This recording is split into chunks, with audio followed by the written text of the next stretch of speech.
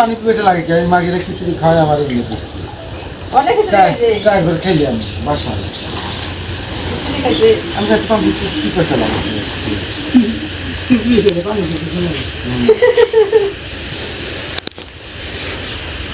বৌদি পোলা দিয়ে দিবা 10,000। আচ্ছা পোলা মানুষ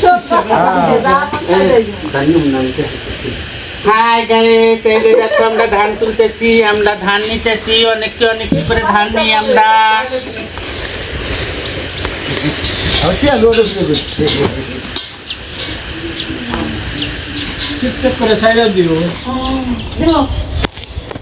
এই গরমের মধ্যে কি মেকআপ দিয়েছে? ঠান্ডা এত মেকআপ করছে, গরম নাই না?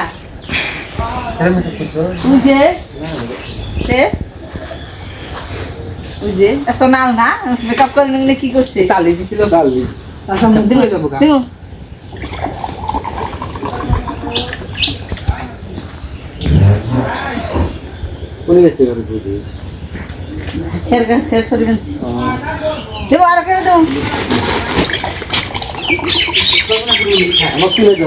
তুমি থাক কয়দিন নিয়ে আসো। নিয়ে আসবো এত খালি নিয়ে যাবো আমি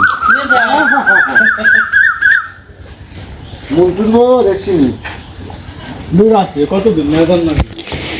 তো এই যে এতক্ষণ দেখলেন, সবাইকে নমস্কার। এরা হলো তৃতীয় শ্রেণীর লোক। তো এরা প্রতি বছরই আমাকে এখানে আসে এই ধানের সময়, বিশেষ করে ধানের সময় এই মৌসুমটার মধ্যেই সবার বাড়িতে থেকে তারা ধান নেয়, নিজেদের হাত দিয়ে ধান নেয় এবং সবাই আশীর্বাদ করে যায়। তো আপনারাও আশীর্বাদ করবেন এরা যেন ভালোভাবে তাদের দিন যাপন করতে পারে। তো এই যে আরেকজন এবারই লোক খোঁজ বানাইছে, এরকম সবার বাড়িতে আহে, সবার বাড়িতে হ্যাঁ ধান নিয়ে যাবো। তখন রান্নাবাড়ি করে নই।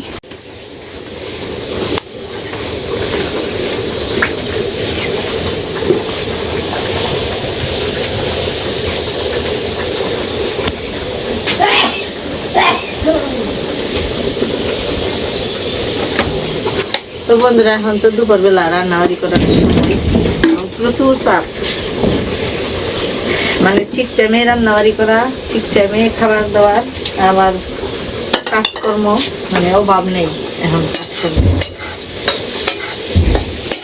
শুধু কাজ আর কাজ। আর রান্নাবাড়িটাও করার লাগে যতটা সম্ভব তাড়াতাড়ি করে। এই যে দেখুন 3 চুলায় রান্নাবাড়ি করে দিচ্ছি। এই যে 3টে চুলের মধ্যে রান্নাবাড়ি বানিয়েছে। তো এইখানে যে একটা তাপ, এই তাপটা সহ্য করার মতো শক্তি সবার নেই। তো এইখানে বসে যে রান্নাবাড়ি করা, এটা এইভাবে প্রতিদিন তো খুব একটা কষ্টকর ব্যাপার, তারপরেও এইসব কষ্টের একটা আনন্দ আছে। তো আজকে রান্নাবাড়ি করে বানিয়েছি। এখানে আছে হলো মিষ্টি কুমড়া ভাজি, আর এখানে আছে আলু, বেগুন, চিচিঙ্গে, ধুন্দল, এই সব কিছু দিয়ে একটা তরকারি। আর এখানে তো ভাত দিয়ে দিছি, ভাত হয়ে গেছে, আমি ভরা দিব। আর এই পাশে আছে করলা ভাজি, এইখানে আছে আরও এই যে মিষ্টি কুমড়ার কুইটা রাখছি, ভাজু আস্তে আস্তে। আর এইখানে আছে শাক, শাকগুলো মা এত সুন্দর করে কাটছি একেবারে ঝুড়ি ঝুড়ি করে। তো এই শাক দিয়ে ঝোল শাক।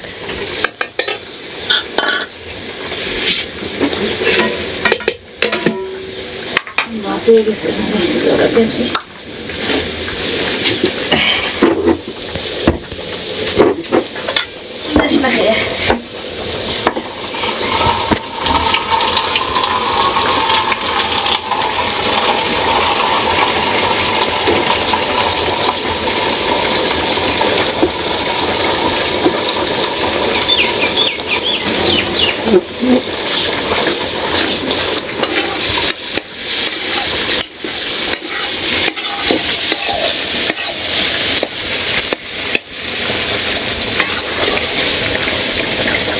আছে যে এর আগে মানে ধান কাটার আগে যে মাছ আনছিল, আপনারা যেটা করেন নাই লটিকা মাছ, আমরা ওই যে তেলাপিয়া মাছ, তেলাপিয়া মাছটি রান্না করে নিচ্ছি।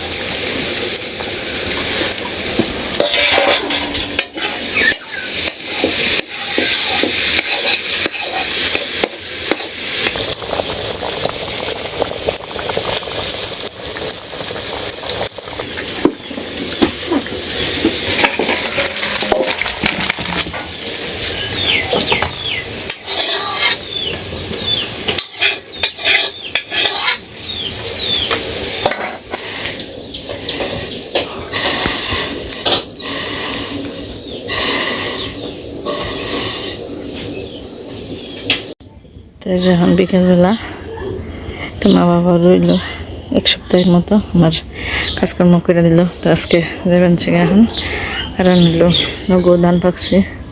তো ধান তো সবারই বছরের একটা সময় হন, এই সময় সবারই কাজকর্ম থাকে। তো সব ধান পাকছে, এখন ধান কাটবো কালকে থেকে। আর এদিকে বৃষ্টির অবস্থা ভালো না, যা খালি তাড়াতাড়ি দে না, প্রাইভেটে যাবি না তুই? যাম না, দেখালি মানে যাওয়ার সময় নেই, দেখে যায় ওতে ফোন করে যায় না। রাত্রে ফোন করতে করতে আমরা তারা হয়েই পড়বি।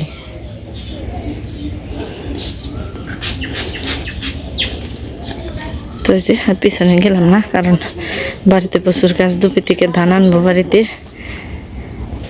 তো এই কয়টা দিন তো অনেক খাটাখাটনি করলো, এদিকে বৃষ্টি আহে, এদিকে রান্না বাড়ি করার নাকি, ধান থুবার নাকি, কত কিছু, কত ঝামেলা। যা যা প্রাইভেটে যা তাড়াতাড়ি। আসলে এত কিছু করতে করতে আমি তো একা একা হাঁপিয়ে যাইতাম। তো মা করে দিল সাথে সাথে। এক সপ্তাহ খানিক বুঝলামই না ধান্নার কষ্টটা।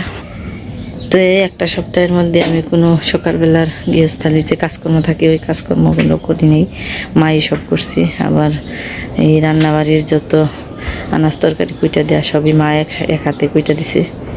তো এখন গেল গা, খারাপ লাগবে না সে যাইতে একটাও। তো আমার অনেকটাই, মানে অনেকটা বলতে কি, এই 3 ভাগের 1 ভাগ পরিশ্রম আমার হয়েছে, আর 2 ভাগ পরিশ্রমই মা করছে। তো যাই থাক, কারণ সবারই তো এই সময় সবারই ধানের এই মানে কাজ।